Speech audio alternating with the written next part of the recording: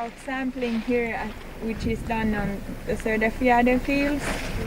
And we had both continuous and manual sampling. The continuous sampling, if you turn round, you can see the automatic station which is measuring the marked temperature and humidity. And then there are other automatic stations which are measuring water that is floating on this drainage system about pH and the flow and water temperature. And then the manual sampling is done to sample the water from the drainage system and the runoff water, and groundwater level is measured with these sticks that are beside the automatic station. And then also the drain and straw sampling is done, and greenhouse gas emissions are sampled. What are you finding you're getting your most greenhouse gas emissions from? Is it breakdown of nitrates? Martti will tell you. We are using this very common chamber or cover box method that is used by most of the scientists doing this kind of work all over the world. And so we have a frame here, and then we have a box that we use for cover, and we have some liquid here to seal the gases. And we have usually use this box, but when we have these crops on, we use this extension. And we cover the box, and we take a sample every 0, 15, 30 and 45 minutes to get a curve how the gases are coming out from the soil, and then we can calculate. And we have a septum here, and we use the syringe for taking the sample, and we use this kind of, you all know these are vials for collecting blood serum, and there's a septum here. Mm-hmm. And we evacuate them in our laboratory in Jokioinen, and then we send them here, and then we take the samples. They are sent back to the laboratory, and the emissions of N2O and CO2 are measured by gas chromatograph. We can also measure methane at the same time, but in this experiment we don't do that. We also have this kind of collectors in the soil.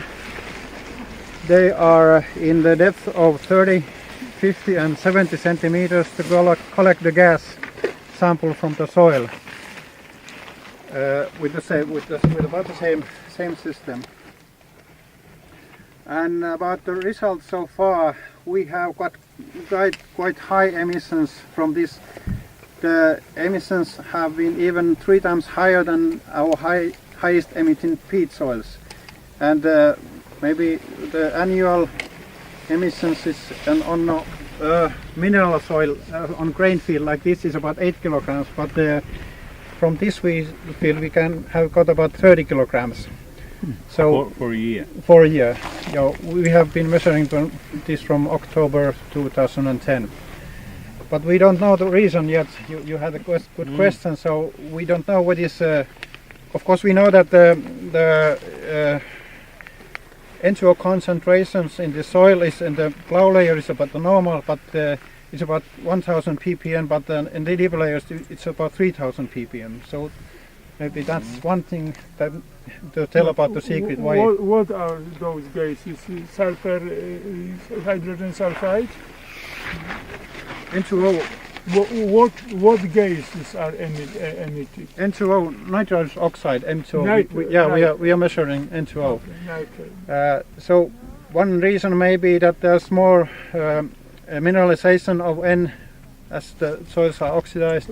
They're also mineralizing N, and that can be also something to do with mineralization and nitrification turnover and denitrification and nitrification, but we don't know that yet. No. The one thing we influenced our emissions were low pressure events. If there's a low pressure event, there was a massive release of N2O. Yeah. Because it come up, just released easily through the soil. Yeah. Have you noticed anything like that? No, not so far.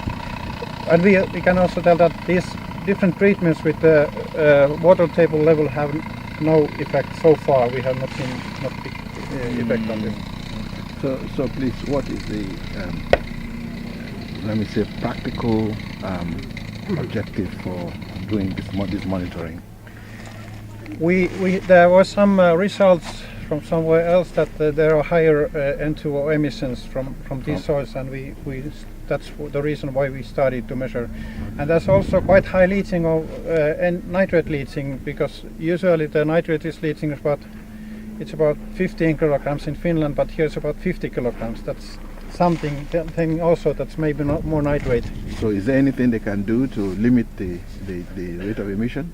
We try to with the water table, but so far it seems it's not a solution. Yeah. To control the water table, make sure they are in water, or what? Yeah, that's what we were trying, but it's not to be the working. solution. Okay. Yeah. No, if the becomes anoxic, nitrous oxide increases.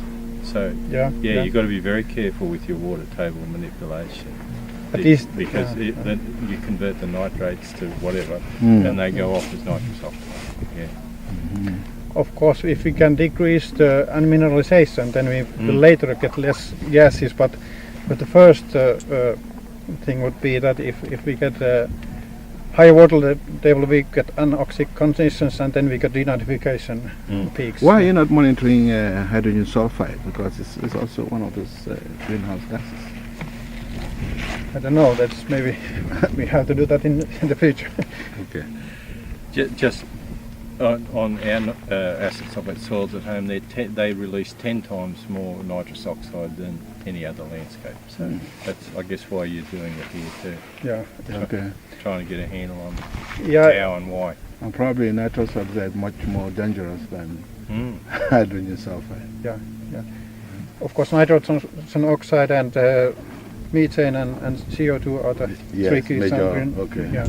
And now we are on the plot area number 1, where there's a subsurface drainage,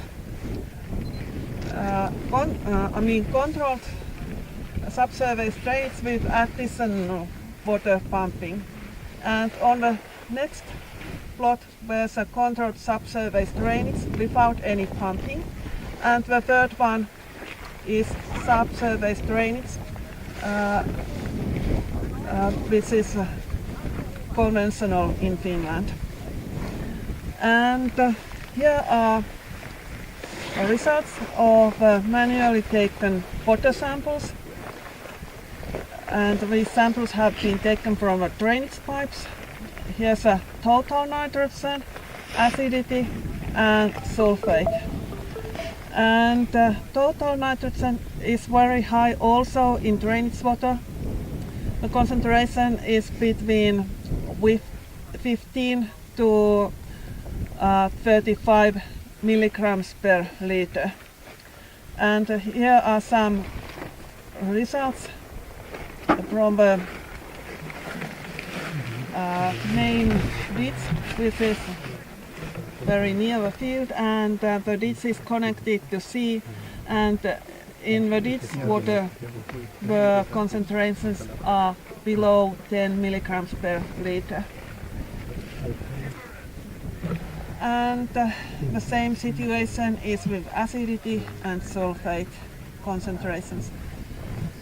Phosphorus concentration is very low in this field, so the phosphorus is not a problem here.